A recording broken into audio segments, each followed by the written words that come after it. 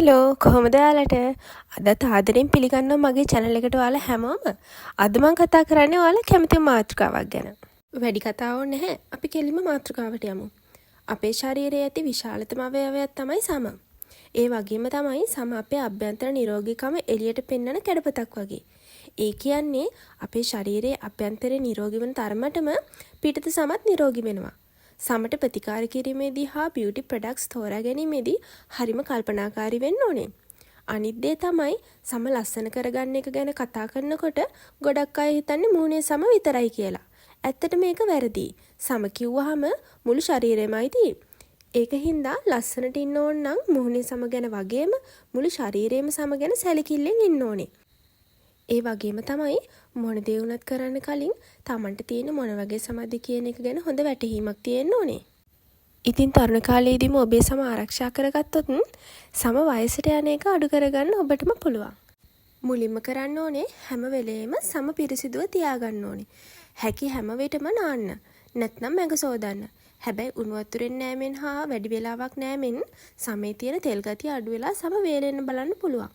නෑමෙන් හෝ ඇඟ සේදීමෙන් පස්සේ සුදුසු ක්‍රීම් වර්ගයක් කාලෙප කරන්න ඕනේ. මේ මගින් ඔබේ සමේ ඉවත්ව ගිය තෙතමනය නැවත ලබා ගන්න පුළුවන්. රළු බුරුසු හෝ ගල් වැනි දේවල් වලින් සම තදින් අතුල්ලන්න හොඳ නැහැ. ඒ වගේම තමයි සබන්, ෆේස් වොෂ්, බොඩි වොෂ් තෝරා ගැනීමේදී සමට ගැළපෙන ප්‍රොඩක්ට්ස් තෝරා ගන්න ඕනේ.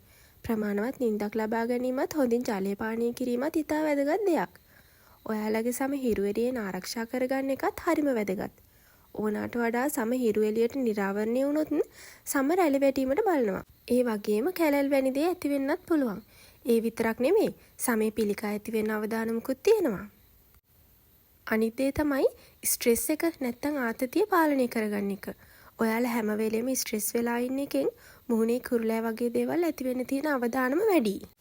ඒ වගේම රැට නිින්දට කලින් අනිවාර්යෙන් මේකප් වගේ දේවල් අයින් කරන්න ඕනේ. මේකප් එක නිදාගත්තොත් වෙන්නේ සමේ බැක්ටීරියා ඇති වෙන එක. මේ හැම දෙයකටම වඩා වැදගත්ම දේ තමයි ඔයාලා ගන්න ආහාර. සෑම විටම ස්වභාවික ආහාර වේලකට යමු වෙන්න. පෝෂ්‍ය පදාර්ථ යහමින් අඩංගු සමබල ආහාර වේලක් ගන්න. ඉතින් මේ ටික තමයි ඔයාලගේ තරුණ සම ආරක්ෂා කර ගැනීමේ මූලික පියවර ටික.